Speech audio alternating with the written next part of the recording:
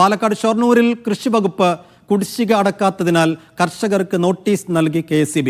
കൃഷിവകുപ്പിന്റെ സൗജന്യ വൈദ്യുതി കണക്ഷൻ എടുത്ത 413 കർഷകർക്കാണ് നോട്ടീസ് ലഭിച്ചത്. സർക്കാർ പണം ലഭിക്കാത്തതാണ് കുടിശ്ശിക മുടങ്ങാൻ കാരണമെന്നാണ് കൃഷിവകുപ്പിന്റെ വിശദീകരണം. നന്ദഗോപാൽ വിശദാംശങ്ങൾ നൽകും. നന്ദു, ഈ എത്ര വലിയ കുടിശ്ശികയുണ്ട്? എന്തുകൊണ്ടാണ് കൃഷിവകുപ്പ് ഇത് വൈകിപ്പിക്കുന്നത്? KSEBയുടെ നടപടി എങ്ങനെ?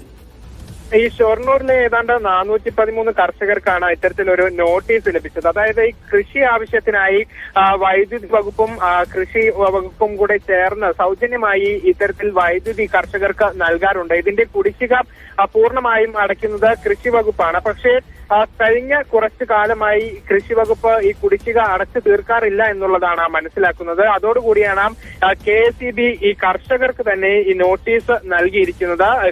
കൃഷി വകുപ്പ് പണം അടയ്ക്കാത്തത് കൊണ്ടാണ് KSEB നോട്ടീസ് നൽകിയിരിക്കുന്നത് എന്നുള്ളതാണ് മനസ്സിലാക്കാൻ സാധിക്കുന്നത്. അതിൽ കൃഷി വകുപ്പിന്റെ ഒരു വിശദീകരണം കൂടെ ലഭിച്ചിട്ടുണ്ട്. അതായത് സർക്കാർ ഇനിയും പണം ലഭ്യമാക്കിയിട്ടില്ല, അതുകൊണ്ടാണ് ഇത്തരത്തിലൊരു കുടിശ്ശിക വന്നത് എന്നുള്ളതാണ്. ഏതായാലും കർഷകർ വലിയ പ്രതിസന്ധിയിലേക്ക് പോയിട്ടുണ്ട്. പലർക്കും പല തരത്തിലുള്ള ഈ ബില്ലുകളാണ് ലഭിച്ചിട്ടുള്ളത് എന്നുള്ളത് മനസ്സിലാക്കുന്നു. അതിൽ തന്നെ എങ്ങനെ ഇത് തിരിച്ചടയ്ക്കുമെന്നുള്ളത് പലർക്കും വലിയ ആശങ്കയാണ്.